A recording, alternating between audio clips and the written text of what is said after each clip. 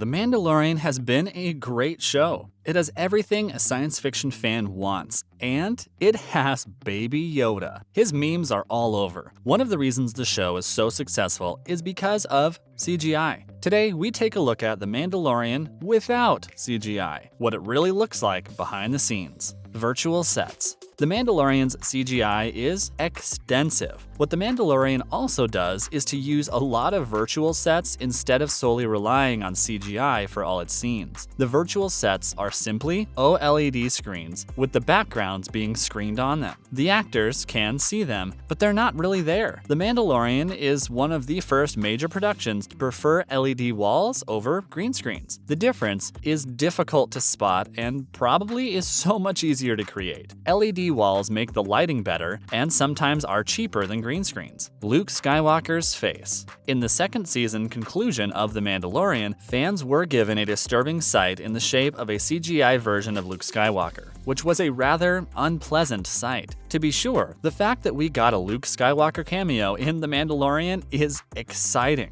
At least in principle, after all, he is essentially the face of the series, and his appearance in the show provides some additional gravitas to the events of the episode. However, this is difficult. Even though Luke was explaining why he was there and why Baby Yoda was of interest, it was difficult to keep my gaze fixed on him during the conversation. His expression was so uninspiring that it seemed a little like seeing a cutscene from an ancient video game on the screen. However, it is worse than that, since in a video game, all of the characters behave in this manner as well. Luke's blank CGI face is particularly unnerving since it is juxtaposed by actual human faces, and it is this striking contrast that makes Luke's empty face so disturbing. It resembles Luke to a large extent, but not entirely.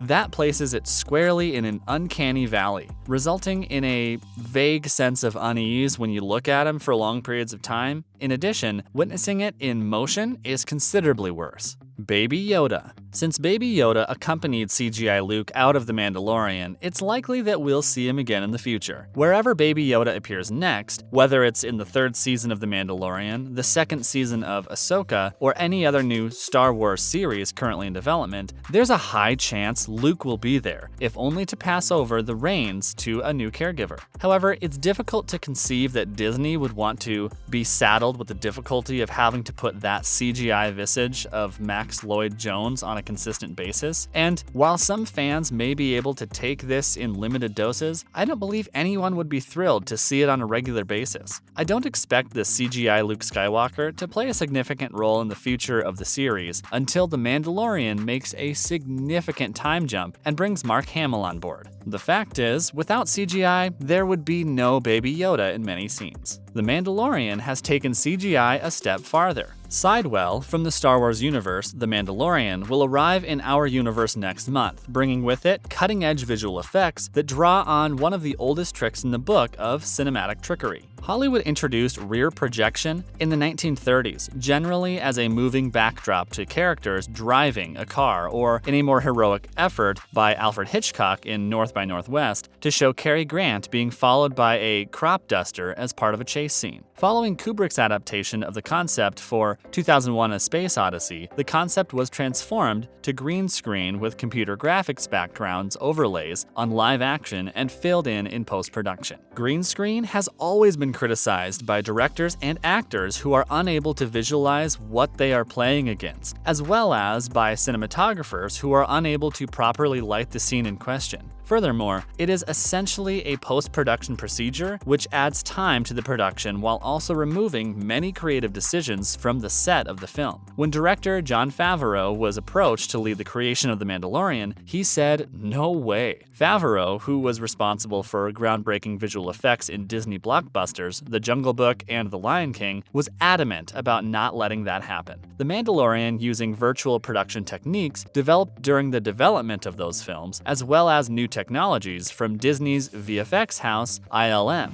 has redefined computer-generated imagery for television. It has been accomplished on a massive scale compared to other television shows, with a budget rumored to be in excess of $100 million for 8 episodes. But this is Star Wars after all. The series' nitpicking fan base will be carried into uncharted terrain by this story, which is not just the flagship for the Disney Plus VOD service, but also a massively VFX-driven production. As a result, it had to work. Instead of constructing big sets and using large sound stages, as the Star Wars films have traditionally done at Pinewood, the program makes use of a series of rear-projected LED panels that serve as a real-time green screen for the action. The technology, which was referred to as the volume during development and later called stagecraft by ILM, is notable for the fact that when the camera is moved within the space, the parallax of the computer-generated environment changes along with it. When the camera pans along with the character, the viewpoint of the world shifts along with him or her, recreating the effect of a camera traveling through a physical space. The ability to render realistic 3D environments in real time was not attainable just a few years ago, but today's computing power is fast enough to make it conceivable. This is accomplished through the usage of Unreal technology, the video game engine that was utilized to create the digital sets for The Lion King. As with The Lion King, the Mandalorian directors, including Bryce Dallas Howard and Taika Waititi, and cinematographer Greg Fraser, used virtual reality headsets to pre-visualize scenes before shooting began. Bryce Dallas Howard and Taika Waititi were among the directors who used virtual reality headsets. The approximate sequences were blocked and lit in editorial and put into a more refined cut with the appropriate pacing. This cut served as a template for ILM, who used it to pre-populate the back projection screens with photoreal landscapes prior to filming. Taking this method was advantageous for the performers because it allowed them to connect more with the story's setting. For example, by being aware of where the horizon is, even though the screen was just in their peripheral vision, it also allowed that the light from the LEDs could be used as fill light on the actors and props, making the illusion considerably more complete and removing the need to remove green screen light in post-production altogether.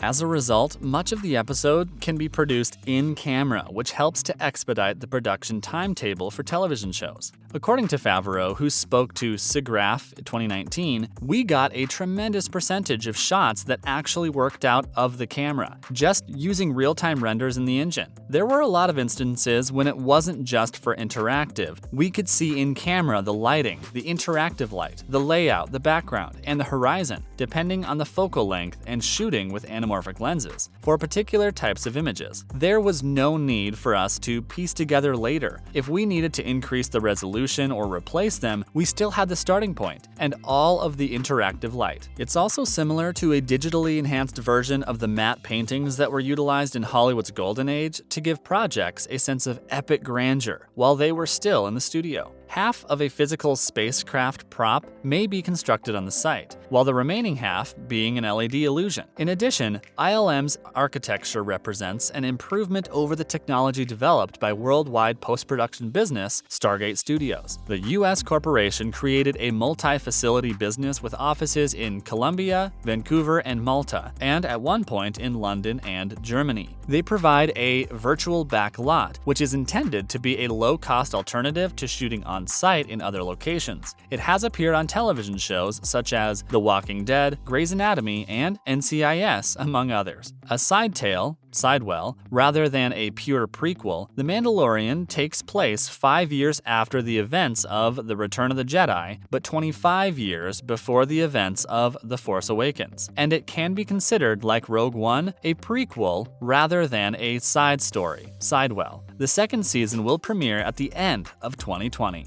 CGI makes up a massive part of any Star Wars movie. Lightsabers to spaceships, to the galaxies they traverse, to the amazing characters we meet, Star Wars is almost synonymous with CGI, especially the new movies produced after the original trilogy in the late 70s and 80s. What do you think about The Mandalorian and how scenes are created? What did you think of the Luke Skywalker scene?